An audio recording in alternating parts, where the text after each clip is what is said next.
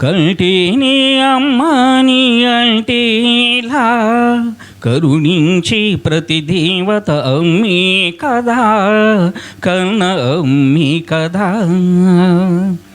కణకణలాడే ఎండకు శిరసు మాడిన మనకు తన నీడను అందించి చెట్టే అమ్మా.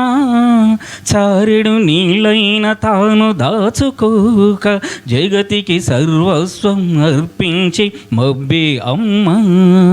ఆ అమ్మలనే మించిన మా అమ్మకు, ఆ అమ్మలనే మించిన మా అమ్మకు రుణం తీర్చుకోలేను ఏ జన్మకు.